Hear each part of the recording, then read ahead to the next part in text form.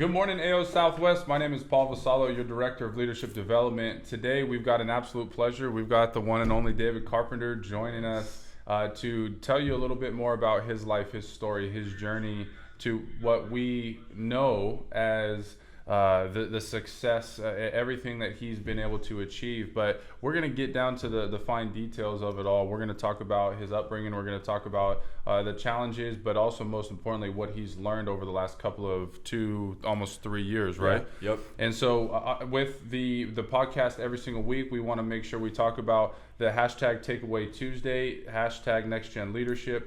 Make sure you tag David, you tag AIO World in the video, the story, because we want to make sure that we hear what your top takeaways are from David's story and what he's been able to learn so far, because we know you guys are going to learn a lot. So hope you guys are ready for a great time. David, thank you for joining us today. Yeah, thanks for having me, Paul. Absolutely. So we all know the David Carpenter, right, that unfortunately just the limelight kind of shows, right? So we want to get to know you a little bit more. So talk to us. You're from Phoenix? Yeah. Okay. Born and raised Phoenix, Arizona. Went to high school out here, Shadow Mountain High School. Okay. Played sports. Always was motivated to take care of my family. Never really had a lot of money. Yeah, raised by a single mother. Always wanted to give the world to her. She was everything to me. Yeah. And at that point, I got involved into network marketing. Network marketing was my vehicle at that point, and I don't know if anyone can relate, but I was basically, promised something that I really never saw that was tangible. Okay. I didn't have support. The mentors that were around me in my life at that time were very, not people first, not this kind of culture at all. Correct. And yeah, it was a learning experience. Yeah, it was a learning experience. Well, and so with that, you got into network marketing. Why? I got into network marketing because I wanted a vehicle to change my life, and I wanted to help my family. I wanted to, do everything that, we're doing here. Yeah. Well, but you got in high school, correct? Correct. Yeah. So I know some people in high school, they work part-time jobs and, certain things like that. But why not, when you're done with high school, why not just go get a job? Because I didn't want to do what everyone else was doing. Okay. I saw success and through, other people, and I looked at them just like how everybody should look at me and you and say, why not me? And why can't I do this? So I knew I had to do something different in order to get a different results. And that's why network marketing was, the avenue, because I saw people that were successful, that were, in my eyes, duplicatable, someone I could follow and be like them to have success. Okay. At such a young age, 17, 18 years old, getting into network marketing at that point in time, why? Why does a 17-year-old, 18-year-old want to do that versus, again, getting the job? And I get it, being able to, you see the life of some that those are living in network marketing and all of that. But other than, okay, it looks cool, it looks like they're having fun, why would you want to go into network marketing at such a young age? What led to that? Yeah, it's a great question. I saw my dad get into business when I was younger. He had success at the time. I was very young, and I saw his business crash. And he got into residual income, and he taught me at a young age. He says, David, find residual income. Do work that's going to pay you for the rest of your life, something that's stable. And that's really why I got into network marketing, because I wanted to build passive and residual income. Okay. And I also saw people that were around me. I had a chance to get better and become better, and that's all I wanted to do. In network marketing, there was people that were very, very successful that I could lock arms with, or at least learn from. So I saw it as a learning experience. Residual income, and again, that why I've always wanted to take care of my family drove my decision to get into network marketing. Okay. So that was about a 4 or 5 year period of your life, right? Yeah. So that leads you to about 2015 or so? Yep. You're how old in 2015? 2015. So 4 years ago. Yeah, 2014. I was 20 years old. Okay. At that time. So you're 20 years old. You're going through these transitions, right? Now you're leaving network marketing. Yeah. What the vehicle that you thought was going to kind of be the meal ticket, right? Yeah.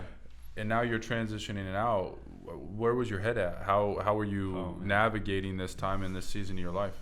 Yeah, 2015, leaving network marketing, I was very lost in my decision. I was like, okay, so, I went all in. Everything I do, I go all in. I was very passionate and very let down. And I was honestly really discouraged in the business world because I was always taught that really that was the best way to make money coming into that industry, and it just wasn't tangible.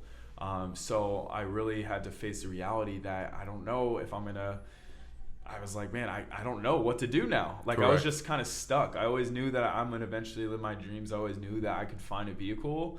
But yeah, at that point in my life, I put so much time, energy, and effort into it just to have a business just fail, and people look at me and be like, "Told you so." And and I gave up basketball for that too. Yeah. So I gave up a lot for that, a lot of sacrifices, a lot of just putting in and being all in just to kind of watch a business fail. And it was because of more of the reasons of the company, more so. Yeah. Well, and so I think this is very it relates to life so much, right? Because there's these events that happen in life that whether it's in our control or sometimes things aren't in our control, it depending upon your perspective, maybe it can be defeating, right? Yes. So you're discouraged. It sounds like you were lost. Hey, this was my meal ticket, and then all of a sudden it's not. Yeah. What are those emotions like? Now you're going to be a server in a restaurant, right? Pappadeaux Seafood, right? Okay. So I can imagine, because when I lost my dream of the NFL, it was just like, man, now I have to go get a job. Yeah. Everything you worked so hard for your whole life, right? To avoid. But then also just that vulnerability of, because you face the man in the mirror every day, but now you have to face these people who said, I told you so. Yeah. So talk to the people, because maybe they failed in a similar fashion. Maybe they haven't, but I think everybody's experienced that in some way. Mm-hmm.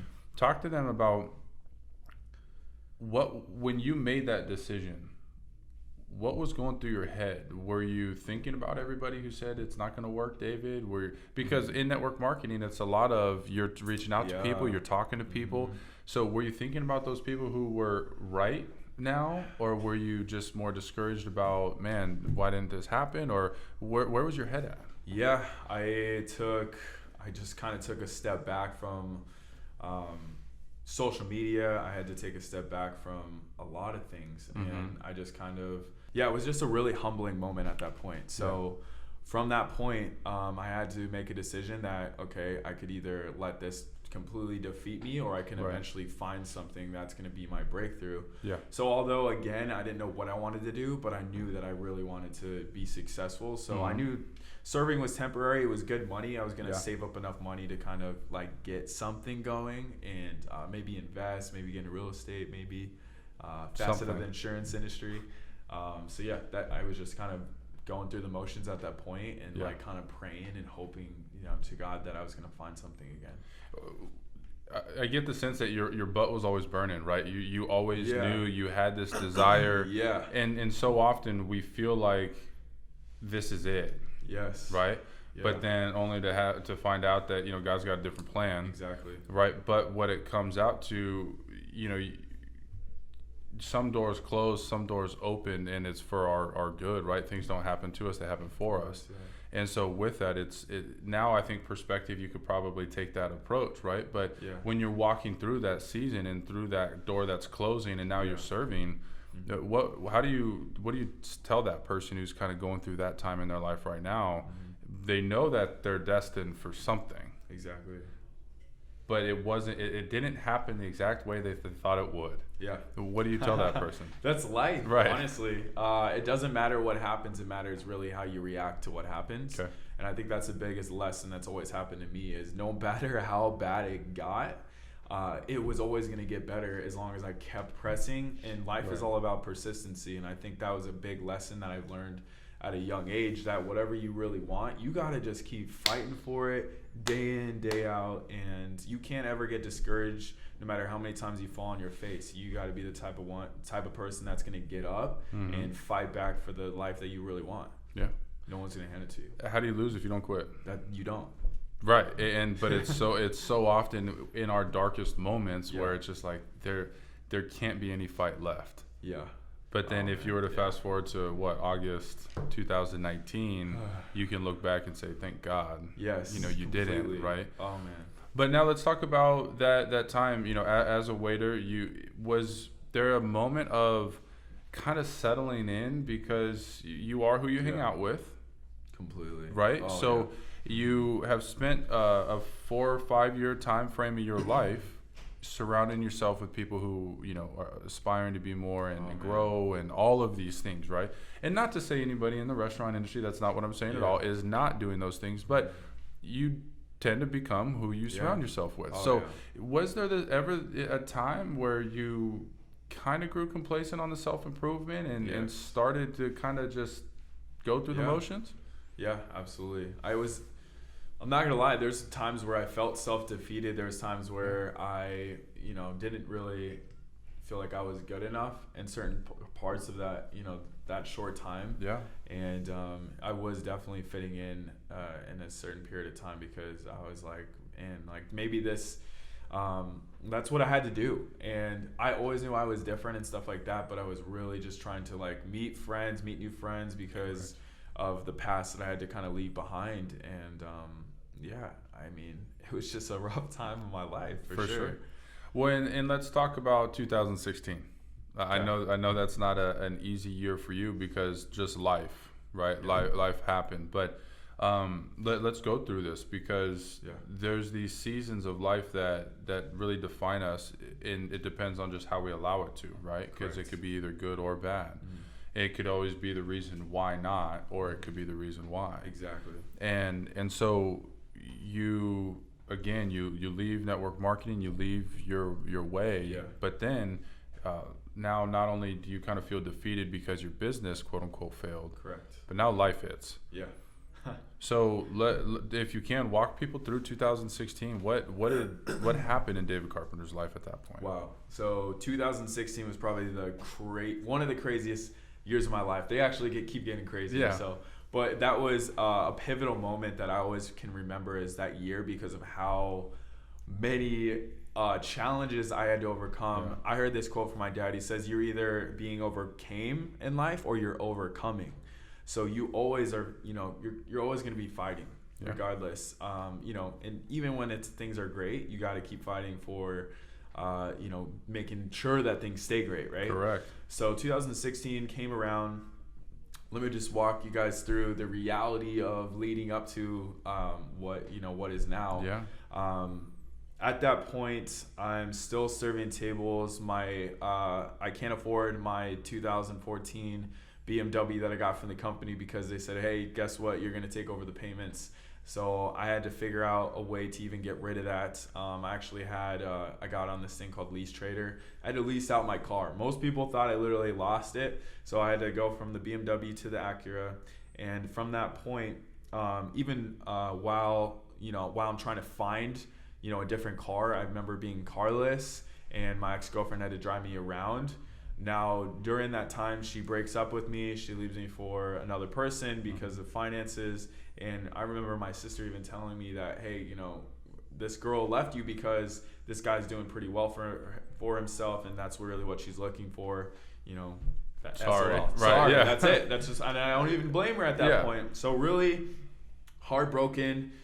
Person that I thought I was gonna marry, and that's kind of how this year started, right? So this was all at the beginning of the year? This is the beginning of the year. Okay. Lots of cool, amazing car, humbling myself even more down to an Acura, and just doing the thing, serving the tables. But I knew I had to pick myself up and kind of progress. And I took a deep look in myself in the mirror and say, is this really all that you are? Yeah. Is this how you're gonna live your life? Are you gonna be defeated, or are you gonna let this empower you and make this a part of your journey? Yeah. So from that point, I wanted to, I moved out of my house. I got a place. In Mesa, I was looking for things, to do. Okay. And I actually stumbled upon a gentleman named Marty who actually messaged me, was asking basically, if I knew anyone that was looking for a career upgrade, kind of the message that some of us have gotten. Yeah. And at that point, I was desperate. I wanted that. So yeah, I came in, I checked it out. with Eugene, and I loved it. It sounded too good to be true, honestly, because I've been burnt so hard. Yeah. And then from there I met Dustin Vinnycamp. Dustin Vinnycamp was like, okay, this guy has what I want. He's the person I want to follow. I could just tell by his heart and speaking to him that he was a real deal and that he truly cared about people. So I knew just from him that this was legit. Yeah. So I decided to get my materials. This is while I'm still serving. What time frame of the year is this? This is like mid. This is April, like May-ish? Yeah, April, Okay. May-ish. Yeah. Okay. Mm-hmm. Are you broken up yet? Am I broken up with the girl? The girl, yeah, we're done. Okay. Yep. So all that happened early in the year. Yeah, that was the beginning of the year. And now, exactly, this is the progression. I have a car now. Shout out to the Acura days. Okay. I had the car, and I got my materials, and some more failure came. I failed my test another 2 times. Okay. And then at that point, I said, I'm going to take a step back and almost quit. Because I was getting into bodybuilding. I was like, okay, this is my self-worth. I need to go work out. I need to be buff. That's why, people, this is why no girl wants to be with me, right? Right. So I go chase that, and I have no money to invest in. I didn't have a trainer. I didn't have a coach. My best friend at the time, Matt Agnetti, who was actually in the business, he's the one who actually trained me, and I didn't have money to even pay him, to be honest. So I get into bodybuilding, and again, I didn't do well at it. Actually, didn't even make first call outs during that time. But I at least got through the prep, and that thing was insane. Yeah. From that point, I'm broke at this time. I'm broken. I realized that that wasn't gonna make me feel whole or fulfilled. Yeah. And I had to get back into studying at that point. So what time frame in the year are we at? this is July. I did my show in July. Okay. So immediately I get back into studying because I need to do something, help me figure this out. And I go take my test again. I study really, really hard, and I fail. And I'm like, my gosh, all right, let's keep it going. Yeah. And I keep studying. I take another month, and I put in so many hours, sacrificing, partying, sacrificing sleep, working full time as a server. And then I fail again.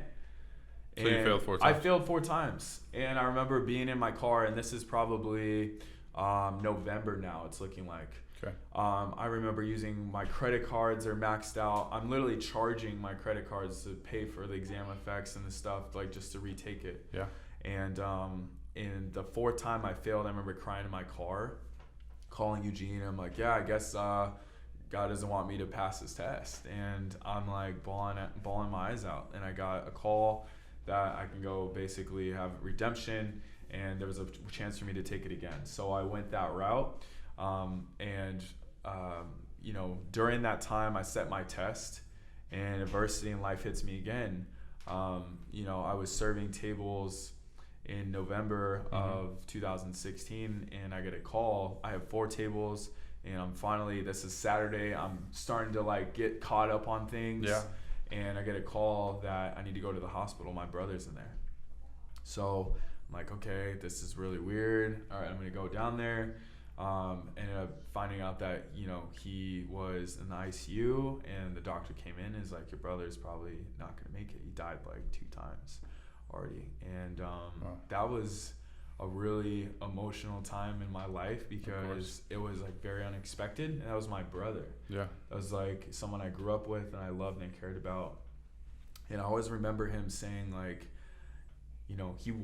told him that I was going to pass the test and get him through college, because he was kind of struggling mentally and stuff like that. And he would help me study, and we were actually supposed to have a study session, because I told him I was going to go after it again the 5th time. And that broke me. I was so broken at that time. That was November of 2016. Okay.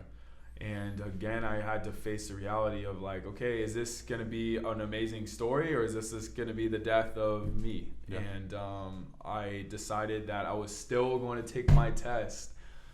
And another pivotal moment happened in my life where after the funeral happened, I remember the day before I go out to Albuquerque, my mom comes over and she just knew how broken I was. Like, my spirit was so broken. You just feel it on me. Yeah. I'm depressed at this point. I have probably $100 to my name. My rent is due. And I don't even know if Southern remembers this or not, dude, but I was so discouraged and so broken. My mom could feel it on me, and I would never ask my mom for money or for rent money. She had to tell me, she's like, I know that you're broken because of finances. I'm going to pay your rent and I'm going to pay your rent, basically. My rent at the time was like $500. And I looked at my mom, and she gets emotional because she brings this up all the time, but I said, Mom, you're never going to have to worry about money again. Yeah. And I'll never ask you for money again. And I go down to Albuquerque. I take my test out there. But before I do that, $100 to my name. I had to go stay with a friend of a friend out there. I went out there with like one of my friends, and the guy I stay with, he ends up having like a party that night, and I'm trying to focus because I have this test. So I go to bed. I'm sleeping in his living room, and he ends up getting robbed. Ends up not being like the best guy, and these guys come in with like literally guns. I had a shotgun to my head, and basically I was like, okay, well, I'm gonna die, and this is life. Yeah. And I'm like, literally, I can't even believe like this is how like this ended. And Yeah. by the grace of God, like I got out of it. I was the only one that actually didn't get touched during that time. And I had my test the next morning at like 10 a.m. So I didn't sleep the whole night. I'm literally sleepless. I'm shaking. Right. And I drive down to the place and I take my test. And then from there, I passed. And I don't know, like, I can't even tell you how good of a feeling that was for me to actually pass that test. Because I just knew there was hope now. Like, now there was some type of light. Like, I was like, now it's actually tangible. I don't care what I got to do. I'm going to get it done. That's a God thing. Yeah. That is definitely a God thing, looking out after me. And for some reason, there was a lot of adversity looking back leading up to that. So I always looked at it that as obviously, it was just a fight all the way through preparing me for when I came into leadership. Because now at this point, 2014, I had the mentality that nothing was getting in my way, that I'm going to go all in. This is it. When did you pass? Was that December? That was December. Okay. So 2016 was quite the year. Yeah. So it was a mouthful. Or beautiful, right? Mm-hmm. I mean, when you look at it in that sense of where you are now, I think one could argue that you may have not grown into the man or whatever the case may be. Yeah. When certain things don't happen. My God, yeah. And so, especially when you kind of take a 6-year step back, when you're like, man, I found my vehicle, I'm in network marketing, I got my business, to then not have that come to fruition the way you wanted to, pick yourself back up, only to walk through 2016 and feels like you're getting beat up every step you go. Yeah.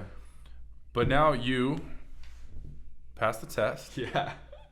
2016 All is commission behind. job, right? No money, but I'm 2016 is behind you. Yes. And now let's talk about, a little bit of, 2017 and beyond, because obviously they kind of know some of the stories since then. But what was the biggest thing for you when you attacked 2017? You wrote your first policy.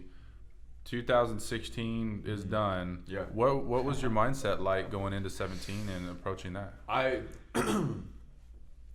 just kept repeating this in my head, and I still do it. It doesn't matter what happens to you, it matters how you react. And 2017 came around, and I just had this knowing that I'm going to get uncomfortable every single day. I dedicated 2017 to my brother's life, by the way. So I was just ready to go. Like, when you are just you are ready to be consistent, persistent, you're willing to do whatever it takes, that's when you're really going to be successful. Yeah. And that was my mentality coming in. Like, nothing or nobody was going to stop me at this point in my life to live my dreams. Right. And that was what was going to happen. Right. 2017 comes in, I get coded out in New Mexico. Shout out to Southern. Southern Foster for getting me coded out there, which is Southern Foster is someone I brought into the business, hit MGA, by the way, before I came into the business, and we ended up not working together. Yeah. So that's another thing.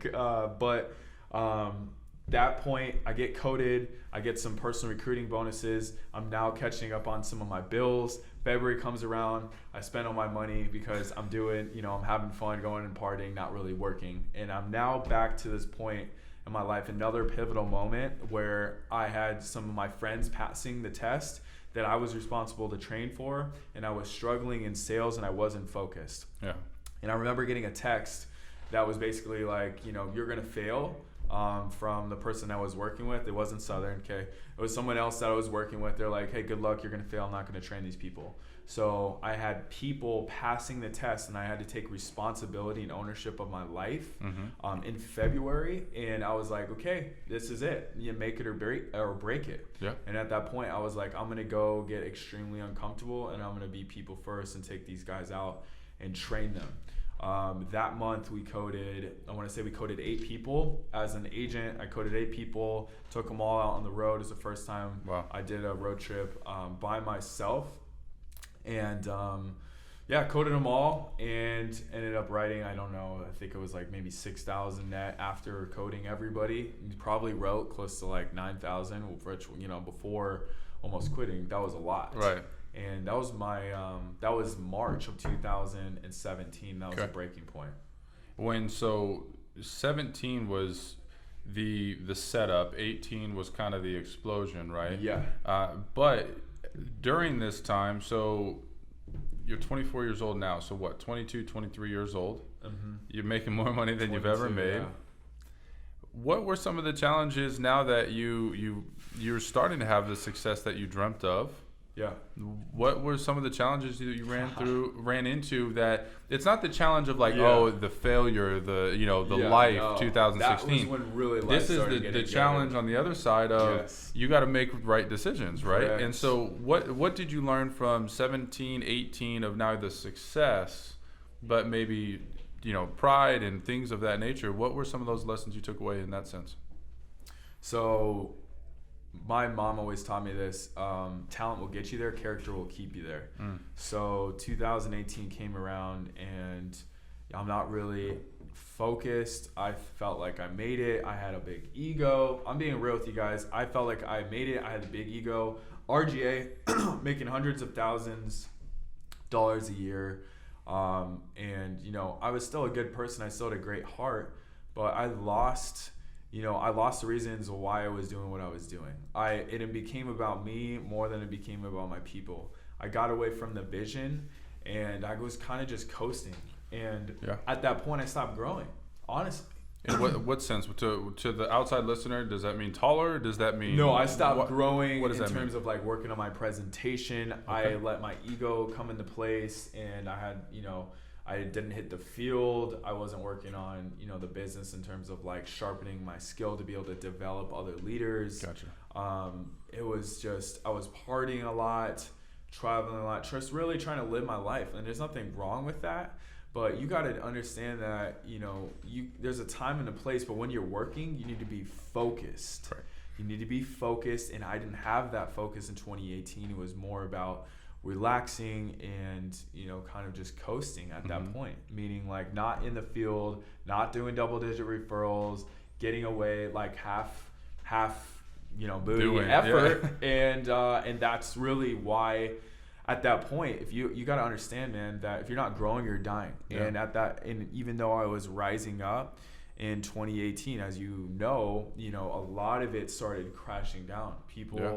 I didn't feel good about myself. I didn't feel like I had integrity in the business. Even though I made it so far, I helped a lot of people. I mean, 2018, we helped 10 people make 6 figures in our organization. It's a big deal. And, but I just didn't feel good about myself. I wasn't leading by example. I felt like definitely pride and arrogance was there. And I was scared to fail in front of my people. And that's something that you can never have. Yeah. And that was death to me at that point. Now, again, that happened for me, not to me.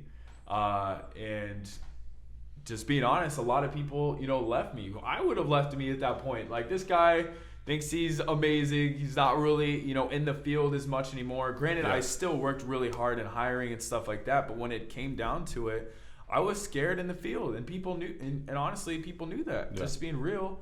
And, I had a couple MGAs leave. They thought the grass was greener on the other side.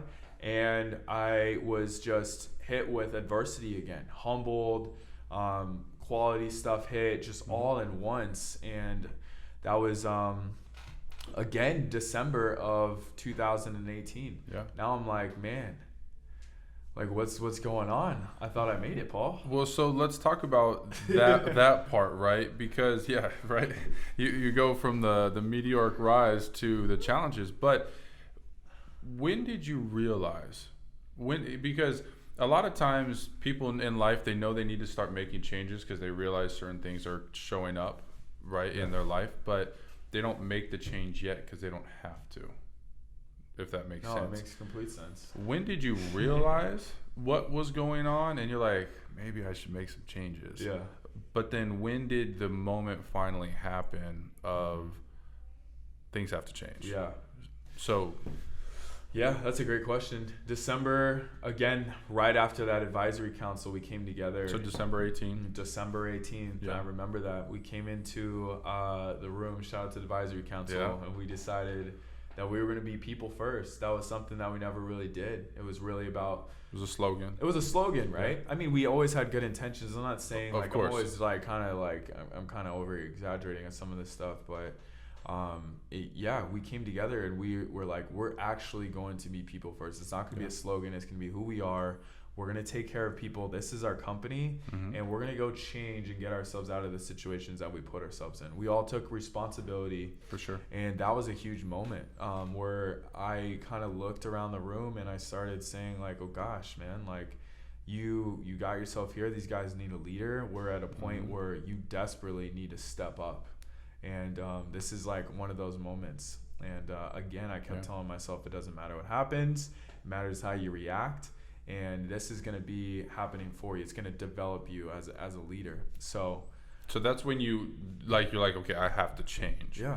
But when were there points in 18 where you're just like, maybe some things should change a little bit? Oh, yeah. But when did you start to realize after maybe the hangover of 17 of just because you guys, you had this meteoric rise, but when did you start to get these, like, kind of these little, like, drops of just, like, maybe I'm not leading people the best way?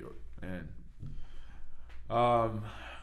honestly, towards the end, I always felt that way. Yeah. And that's where, even more pride came out because you're trying to protect your ego. And I mean, I really always knew like things were off. I didn't feel right in 2018 because I wasn't leading from the front, man. I wasn't really even getting in the field, to be honest. And I love the field now, which is crazy, comparatively to, last year, always being scared of it. So, but yeah, that was really the moment towards the end. When I had some people call me and leave, that was a wake-up call because I thought everything would be fine. They say that today's success is the enemy for tomorrow's success because you're very complacent. When everything's going well, you're not really growing. And yeah, I mean, that was the moment. Honestly, December is when I woke up. Yeah. So now we've talked about all the stuff, the life, right? But what are you most excited? Yeah, right. And here is David Carpenter. But what are you most excited about moving forward? Because obviously you're far from done. You're far from being the man that you want to be, and 30-year-old you and 40-year-old you, right? There's evolution beyond what we can even dream. For sure. But when you can take a step back of maybe the last 9-10 years of entrepreneurship journey, and or maybe 7-8 years of that, what would you encourage or what would you tell the person that like you as a young man, or maybe they're a little bit older even, but their butt's burning? They know that they are destined for more. They know that they've always had this gut instinct, like I know that there's something bigger, there's something more. Yeah. But maybe they haven't taken that leap of faith. Maybe they have. Maybe it's going really well. Maybe it's not going well. Yeah. What would you tell that person when you take a hindsight approach to your journey so far of just how to prepare themselves and what to do? That's a great question. I would say go all in. Okay. I think you have to go all in. You have to be an all in person. You have to understand that success, there's a cost, and if you don't pay it, you don't get it, Paul. That's like point blank period. That's what it is. It's about being consistent. It's about being persistent, diligent on your goals, and waking up every single day and getting after it. Yeah.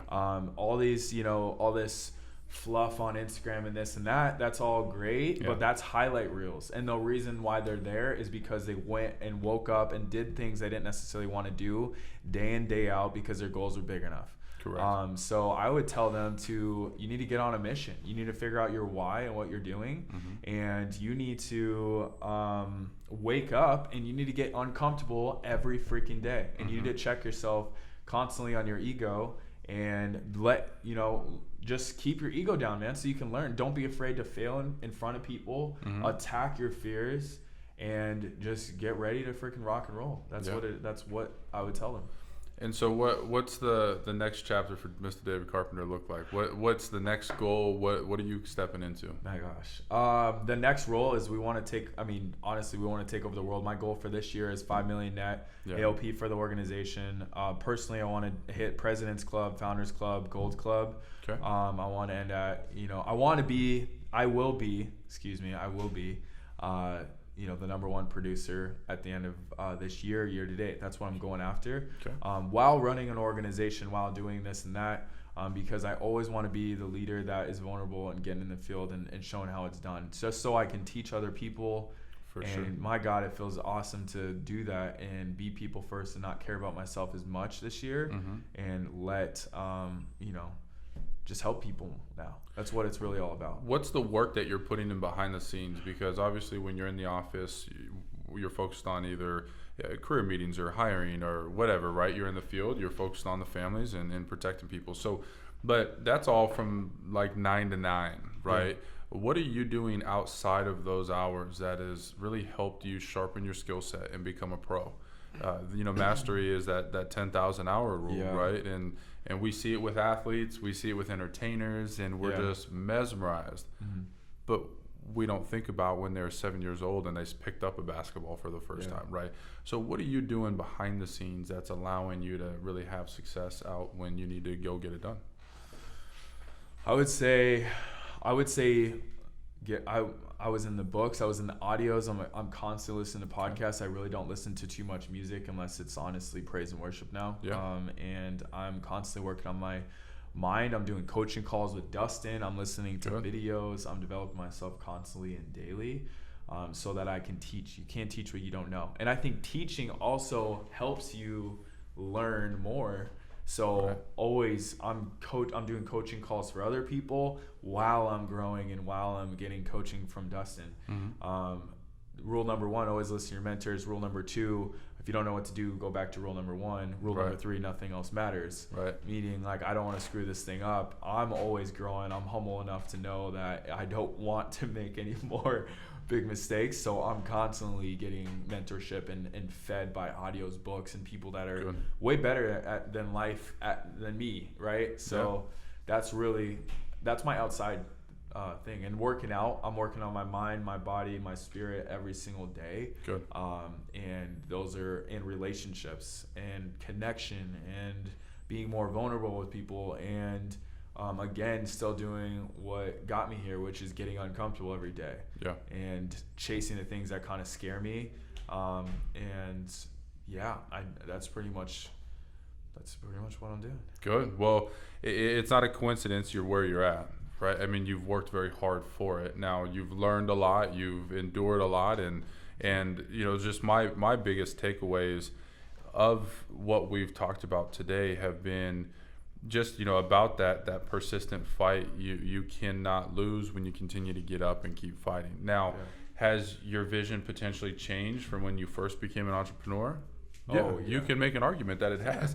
But that's the beautiful thing about life, is that there's this vision that we have, and then there's this vision that's beyond us of what it will actually be and how much bigger it is and grander it is now for you than what you thought at that time, right? But this one really stood out to me is, talent will get you there, but character will keep you there. and being able to develop yourself into the man that you are. We applaud you for it, and we're excited to see the future growth. But anything that you want to end with today for the audience that the newest person can really take and learn from? I would say the newest person, again, I would say find a mentor. Right. Let your ego down and let yourself fail. Go all in, outwork everybody. Look around, whatever they're doing, you need to do more. Mm-hmm. You need to be efficient. Learn referrals, double-digit referrals. You got to be leading from the front. You have to learn it to teach it. And you don't always, necessarily have to be in the field for the rest of your life. But when you're in the field, you need to be in the field. And when you're when you're doing hiring, you need to do hiring. And then when you're in your relationships, you need to do your relationships. Right. I think life and success is all about your level of focus, Mm-hmm. more so than your talent. Whoever's going to be more locked in and more willing to just put in the work is going to be the one who's at the end of the day going to win. Because I don't believe that I'm the most talented, and I've never ever been the most talented, and I suck at a lot of things. But I'm also going to be the one who gets down and dirty, and that's going to fight for what I want. And Absolutely. If you're that type of person, you got a lot of great things coming for you. No matter how much adversity comes your way, nothing's going to stop you if you're willing to put in the work and do what it takes. Absolutely. And I also wanted to say shout out to the Dream Team. You Yeah. guys are the reason, that all of this has really happened. I couldn't pick a better team, and I get better every single day for them, and their whys are my whys now, and our goal and our vision is to do 100 million ourselves. And I just want to let them know that they're the reason why I wake up motivated every single day now, more so than even myself. Mm-hmm. And my goal is just to be the best leader possible, to be able to lead those guys to the promised land at the end of the day. So without them, none of this really even would be here. And I'm blessed to have the friendships I have and the relationships I have Absolutely. with that organization, with that team, because it's a dream come true. And I'm grateful for the people that I have in my life and the people I get to surround myself with, and they make me better every freaking day. So. Absolutely. Life really becomes good when you start to think less about yourself and serving other people. So, David, you're the example of that. And so thank you, brother, for coming on today. Thanks for having me. Absolutely. And we look forward to hearing from you all about your top takeaways from what David's story is so far. I know it's far from over, but remember, tag him, tag AIO World, use the hashtag so we can make sure you see and post your top takeaways. We'll see you soon.